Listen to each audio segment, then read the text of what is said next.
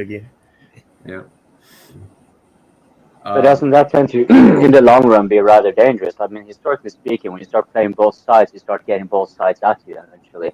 And Turkey is kind of a unique position considering like the political setup of military alliances, its geographic position where conflicts are going, so it becomes sort of indispensable, and you have to deal with it. You can't. It's not as powerful as Russia, but you certainly can't just flick it off the map. So you have to deal with it.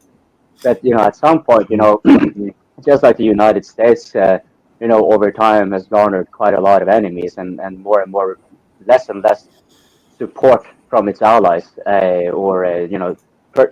primary allies like the Europeans, and then secondary allies falling off a little bit further. Over time, this doesn't seem to be I definitely get Erdogan in the short term. I think he's kind of cunning in that sense. But I'm not sure if he actually has a long term plan that wouldn't make his actions now necessarily backfire later. If you get what I'm saying. I think the You think war there would don't ever start come so a time where easily. Turkey? Oh, go on.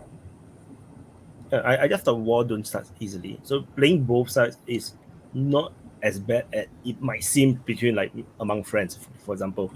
But because ultimately it's all about interest, it's not about friendship. So once Erdogan steps down or change a new president, life goes on. But as long Trump as steps he's down, in power, Biden goes. as long as he's in power, Erdogan is going to have control of the Dardanelles Strait, right? And sure, he can play both sides, but he has control over the entirety of the Black Sea, at least to some extent. So yes, he plays both sides, but as of right now, but he doesn't have any consequences for it. He gets the oil from Russia. Right, he gets the oil from Russia, but still gets to grab Russia by the balls because of the Dardanelles Strait. They can't get anything out.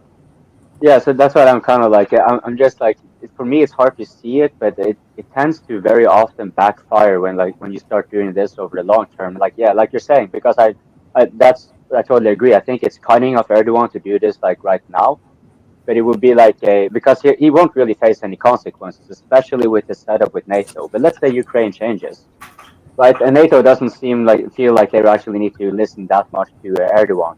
They might try to want to go for other ways around it, but I guess it's kind of a moot thing to enter into, for that matter.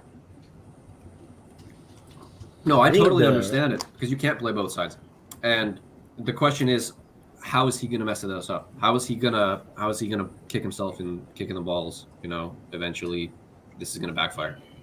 But how could it? Hey, Vaughn. Hey. Hi, Vaughn. Go on. So actually, what I was thinking, a lot of this country, or a lot of the countries that's actually, you have to settle between two major powers. I feel that all these countries should bind together as some kind of a alliance or friendships or whatever. Singapore is actually stuck between China and USA. We are very close to China, but we're also very close to the United States. Yeah. So we are in that kind of situation. But Turkey is in that kind of situation as well between Russia and Europe and US. Whereas Ukraine used to be in that situation as well. The Ukraine used to have to play both sides as well, but they played quite badly, which is why we had the war. Belarus was actually playing both sides as well until recently they realized they have no choice. They have to go for Russia, because I think before that Belarus wasn't so leaning into Russia. They were playing both sides as well. I actually wouldn't say that. I mean, it depends. What time period are you talking about? I think before 2014, I guess. So I just thinking that they should bind together, like Turkey, Ukraine, Belarus, all these countries where in the same geopolitical region, they should bind together so that together with a common voice they have power, and because they're in between, then it's much more safer than what they are all trying to do now. Like Turkey is playing a very dangerous game.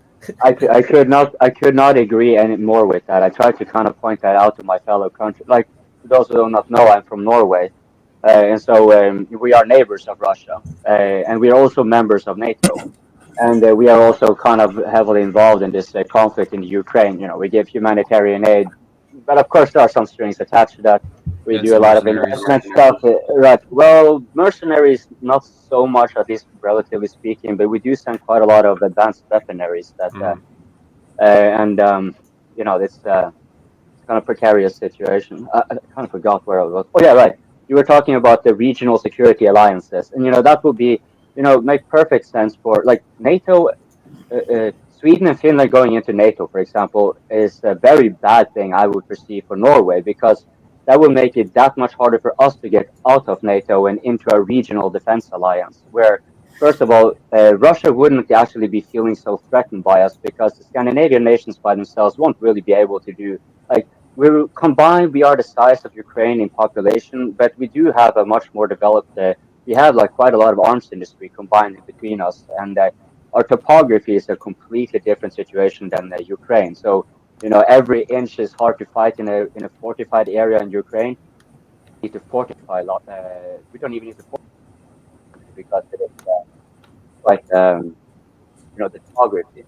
And so if we were in a regional defense alliance, Russia would it would be far too high of a price for us. Like Russia would have to take 3 times the amount of troops involved than they do in Ukraine, simply mostly due to the topography.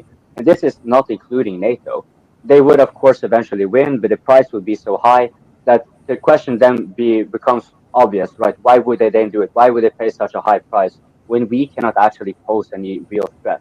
But with NATO, we certainly can pose a real threat, and we are, we are actually in a, whether we as a people or our government likes it or not, since we have kind of given up our military sovereignty to this NATO alliance, effectively becoming a vassal state of the United States.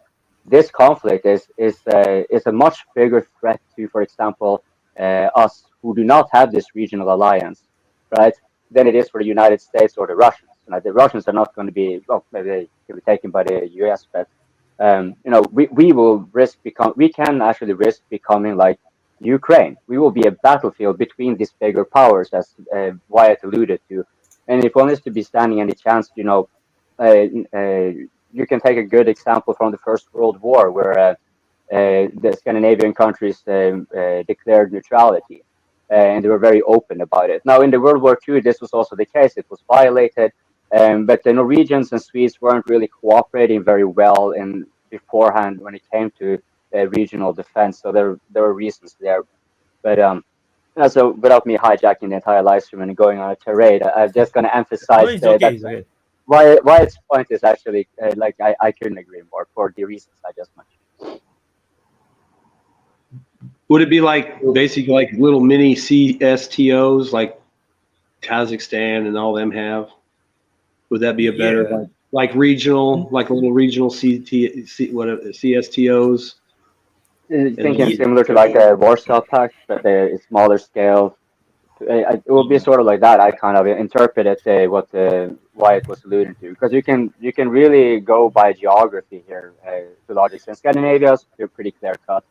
Yeah, I mean, Kazakhstan, I'm not really sure. But, if you went by regions, you could almost have like Asia, like China would be the big guy in the CSTO, like Russia's the big guy in the CSTO that they have, and then maybe India, and then maybe if there was a country in Well, Africa that I was think Russia and China would kind of be like the U.S. in the sense that they are so powerful in enough by themselves that any like like a security umbrella with them is that would be the same like NATO. We are not NATO, and Europe is not a regional security pact. We are a vassalized union under the United States, which have sure we have our mini empires under there, right? But we are like take Norway for example again. Our military, and this is explicit, right? We don't call it vassalage, but when our military explicitly isn't meant to withstand an invasion for more than 48 hours before the alliance can come to relieve us, and the alliance would of course be the vast over half of it would be the United States. This is de facto us relinquishing our military sovereignty, but we are able to have some domestic sovereignty, right? And this becomes then the very definition of a vassal.